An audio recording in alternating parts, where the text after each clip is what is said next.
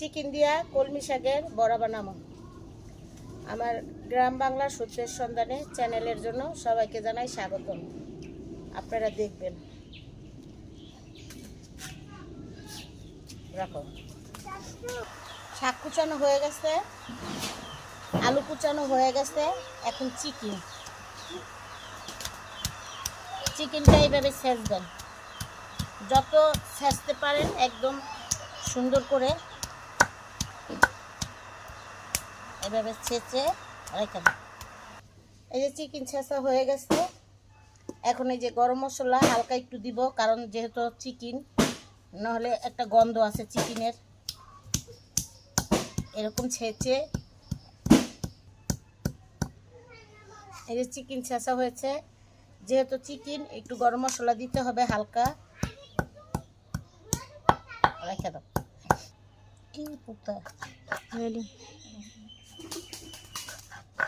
সরষা বাটতেছি, সরষা দিয়ে মাছ দিয়ে রান্না করবো আজকে, একটা দেখাবো। চিকেন আর একটু হালকা গরম মশলা, স্বাদ মতো লবণ,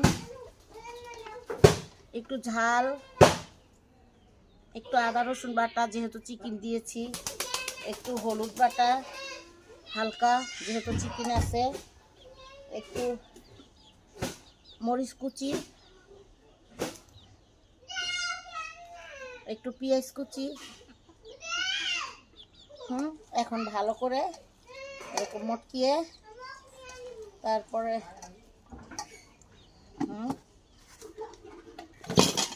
এই যে বেসন, এই বেসন একটা টিপস দিই আপনাদের, শুনেন।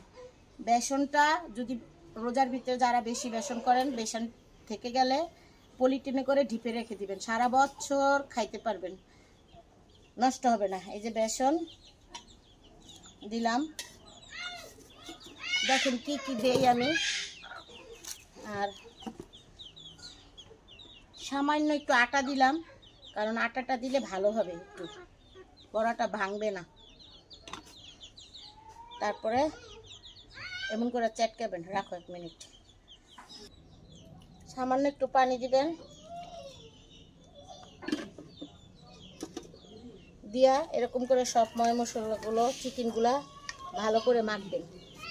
তারপরে এই যে এটা হয়েছে কলমি শাক কুচাইছি, এই যে কলমি শাক দিলাম।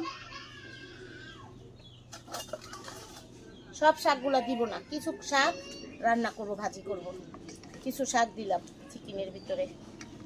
এরকম করে রেখে দাও। সরষের তেল দিয়া বড়াটা বানালাম। সবসময় সরষের তেল খাওয়ার চেষ্টা করবেন সবাই।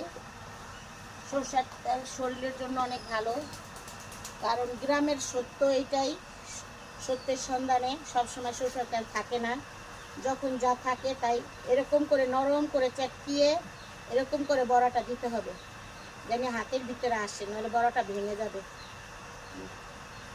চিকেন দেখেন এরকম করে বড়াটা সরষের তেল, জাল বেশি হয়ে গেছে, এত জাল না, হালকা জালে দিতে হবে।